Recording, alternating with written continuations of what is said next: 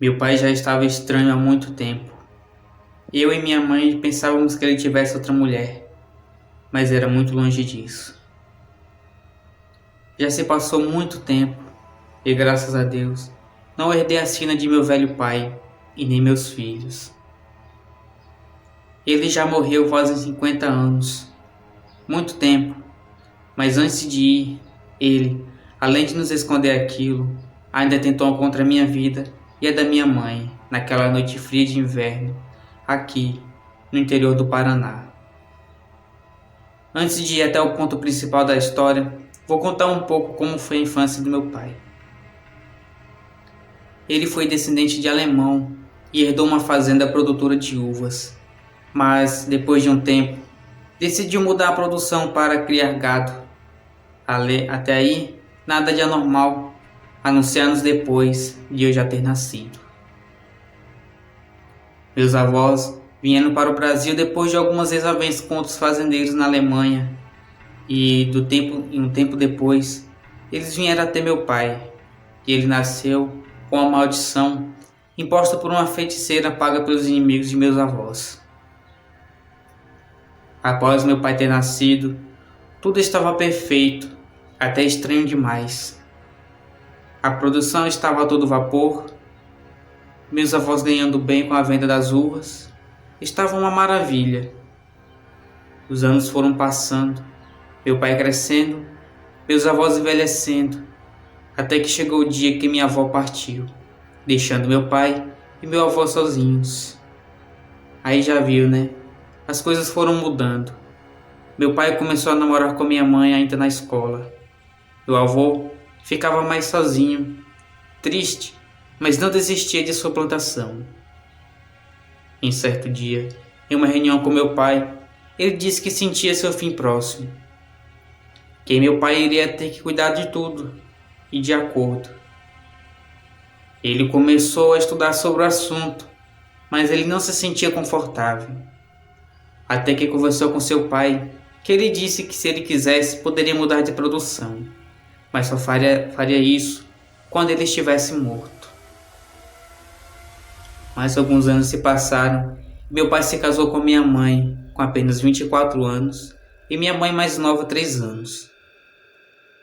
No dia que meu avô partiu, minha mãe descobriu que estava grávida de mim.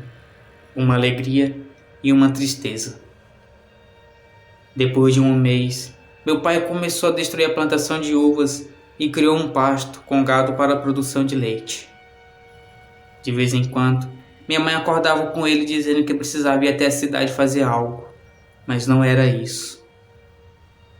Depois que eu nasci, suas saídas ficaram mais intensas. Parecia que ele tentava evitar eu e minha mãe. Ela sofria muito com aquilo, e depois que eu fui batizado, tudo aquilo de suas saídas e seu comportamento estranho diminuíram. Em uma noite de tempestade na fazenda, ele cismou de ver o gado que estava no curral. Eu já tinha por volta de 6 anos naquele tempo, e já tinha um pouco de entendimento. Minha mãe ainda disse para ele não ir, mas o homem estava transtornado. Ele suava muito e aquela noite estava fazendo muito frio. Pegou uma capa de chuva e saiu sem lanterna nenhuma em direção ao pasto. Ouvimos quando um urro ao longe ecoou mais alto que os trovões. O gado começou a mugir no curral e minha mãe já estava preocupada com a demora dele. Enquanto as horas passavam, a chuva ora aumentava e ora diminuía. Então, enquanto as horas foram passando, eu acabei dormindo. Até que por volta de 2 horas da manhã, o gato se acalmou e meu pai chegou. Eu não vi, mas minha mãe disse que ele chegou mais calmo, embora cansado e todo sujo. Estava muito estranho aquilo. Começou a sair para dar umas voltas à noite pela fazenda e só chegava à tarde. Nesse tempo, eu já estava com meus 12 anos e minha mãe já estava muito desconfiada que ele pudesse estar traindo. Então, começaram a acontecer ataques em nossos animais. Era alguma coisa que estava atacando eles sempre na madrugada. E sempre, minha mãe acordava e se virava. que ela não via meu pai. Saí até a janela e vi o gado correndo no campo, mas nada. Quando era um pouco tempo, ele voltava suado dizendo que tinha corrido atrás de um lobo-guará que tentava atacar os animais. Quando eu completei meus 16 anos, ele já estava mais velho. Suas saídas tinham diminuído, mas não acabado. Minha mãe cada vez mais desconfiada, e foi que resolvemos bolar um plano. Ele gostava de sair para dar uma volta e apreciar principalmente as noites de lua cheia. Então, esperamos até a próxima noite, mas ele não saiu. Até estranhamos, pois era como se ele soubesse de nosso plano. Na noite seguinte, ele disse que iria dar uma volta, e seria aquela noite a nossa vez de descobrir para onde ele saía quase todas as noites. Quando ele saiu, eu esperei um tempo e fui atrás.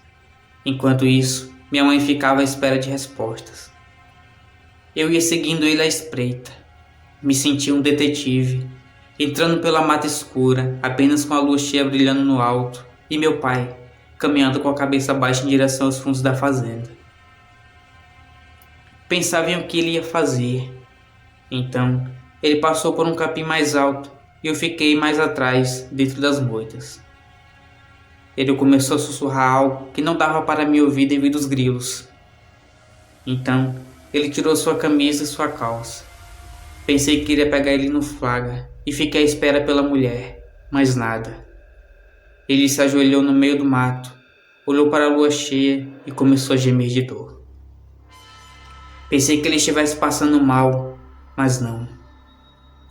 Suas costas começaram a ficar mais largas, seus braços cresciam e suas pernas se dobravam para trás. Sua cabeça ficava maior e escura. Gemidos passavam a ser grunhidos como de um cachorro. Pelos castanhos escuros saíam do corpo de meu pai ali na minha frente.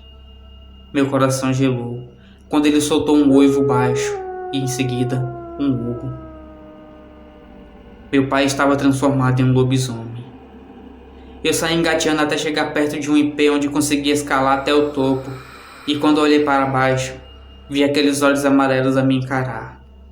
Um lobo gigante com pelos claros me olhava e tentava de toda forma escalar na árvore, mas por sorte ele não tinha apoio.